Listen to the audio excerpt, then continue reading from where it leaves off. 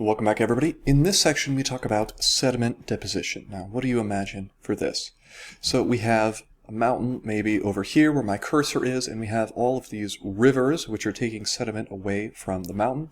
And those rivers move really quickly whenever there's all this elevation. They're close to the mountain. As they get closer to sea level, though, they get slower and slower and kind of peter out, and all the sediment that they're carrying kind of settles out and makes all these deposits either near the ocean or here right where the river meets the ocean, or even out into the ocean a little bit. So what is the job of the river in that last example? Well, the river has the job of transporting the sediment, right? We talked about weathering, which is the hammer.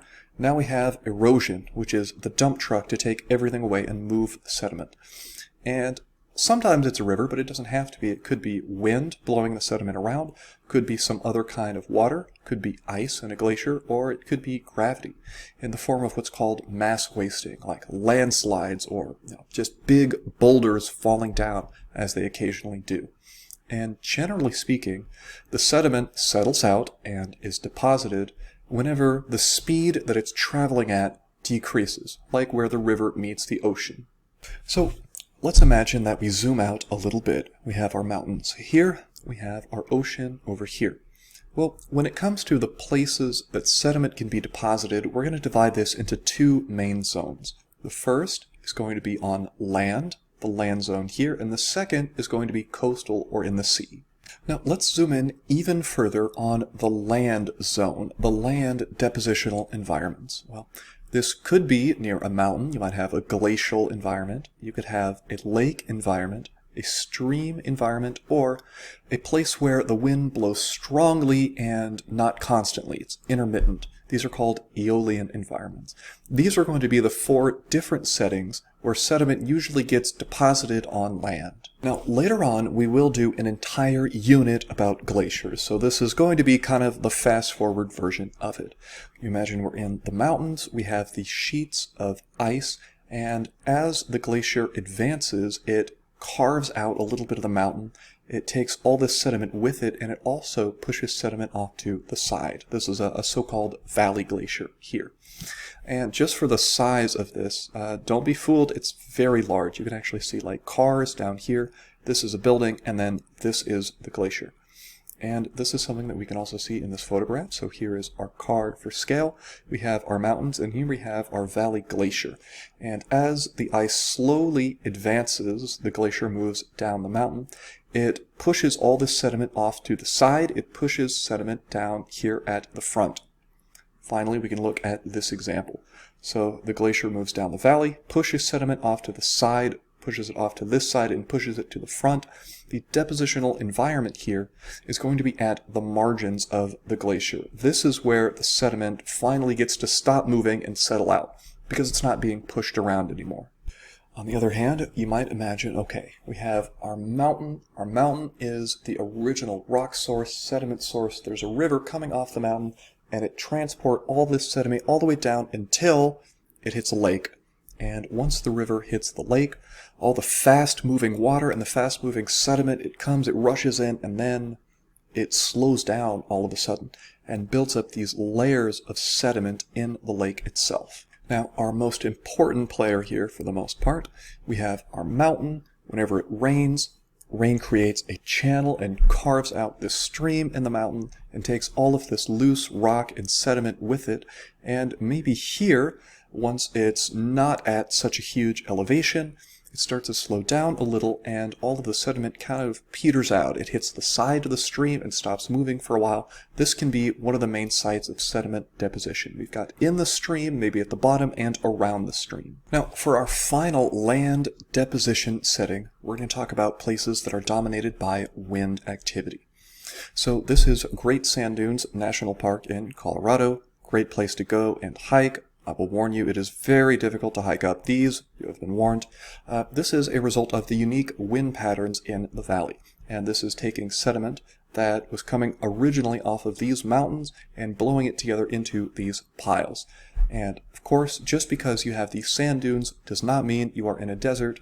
The same way that being in a desert does not necessarily mean that you have these sand dunes. What it means is that you have some sort of complex, unique wind pattern that is taking the sediment and depositing them together. So we've talked about some of the land depositional settings. Big picture, where are you?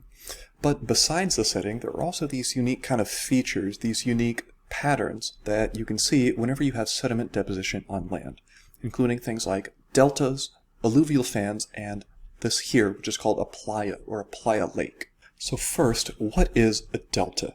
So this is going to be a setting where you have a fast moving stream and it moves quickly all the way up until it meets the ocean.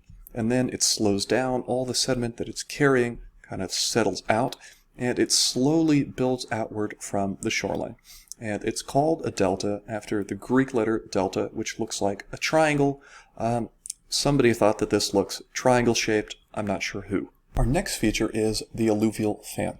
Now, at first, you look at this and you think this looks exactly like the delta. And it does have a similar sort of fan shape here. But the difference is that the delta happens whenever you have a river or a stream that meets another bigger, more still body of water. And in this case, it is different. We have a river or stream. It comes through the valley, and then it hits some kind of a dry, open area. Have a moving stream which hits a flat, dry area.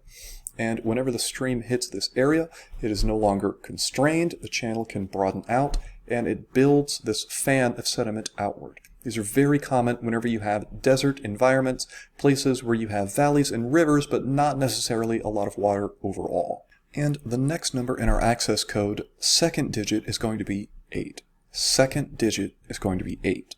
So if we look at a photograph here, and maybe I asked you, where are the alluvial fans? You would point out, okay, well, there's one maybe up here, another one here, another one here, and here, and here, a slightly bigger alluvial fan here, and then maybe a really big alluvial fan over here.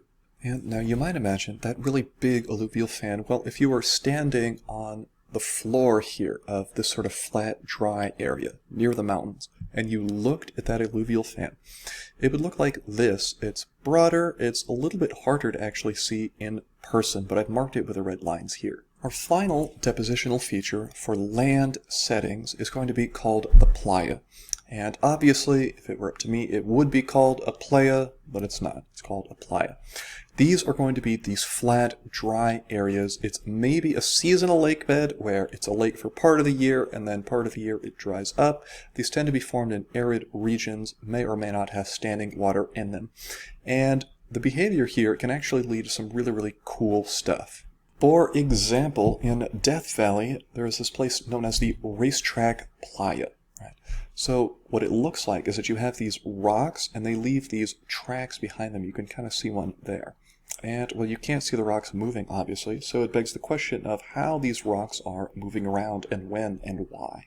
And this is another photo where you can really clearly see this sort of racetrack behind it, like the rock is racing along whenever nobody's looking. And I actually will give 5 points of extra credit to anybody who can tell me why these rocks are moving and how the process works here. Okay, so those are our different depositional settings or depositional environments on land. But there's also this whole part of the equation here, which is deposition in the ocean. And we have 4 main locations we're going to talk about here. We have our shore environment, we have our estuaries, our shallow marine environments, and our deep marine. And marine, of course, just means ocean, like salt water. So our classic example here, deposition at the shore. So we start with our mountain. It's the original source of sediment and rocks. The river takes it away all the way out to the ocean. The sand and silt and clays and gravel and boulders is deposited out in the ocean, and then it is reworked by all these coastal processes, things like waves and tides acting on the sediment. And it serves to sort of sort it out. We can see this tends to be pretty well sorted here, not a lot of mud or big angular boulders in the equation. And it also tends to distribute it here along the very edge of the continent. This is going to be deposition at the shoreline, or a beach. Now our next setting is the estuary, and what's happening here, we have fresh water coming in from the river, we have salt water in the ocean, and where these two meet, the fresh water and the salt water, we get this kind of enclosed but kind of open body of brackish water. So it's not fresh water, not salt water, kind of in between. And this is where you have an estuary. And whenever you have these two meet, a lot of sediment will settle out and be deposited here along the mouth of the estuary. And it's also a very active place for birds and avian wildlife. Okay, so in your mind, kind of go back to the unit we did on plate tectonics. And we talked about how South America and Africa, whenever you go to fit them together, that the geometry of it actually works even better if you don't just talk about the part of the continent that is above land, but you also talk about this part of the continent that is beneath water. You include this part called the continental shelf. And even though it has water on it, it's not oceanic crust, it's still continental. We have this broad, flat area on the continent called the continental shelf where the water is shallow, not deep water yet. And it turns out this is the setting where most of the world's sedimentary rocks are laid down. All right, I'm going to say this one more time. Make sure to remember this. Most of the world's sedimentary rocks form as layers on continental shelves in the shallow parts of the ocean. Got to remember that.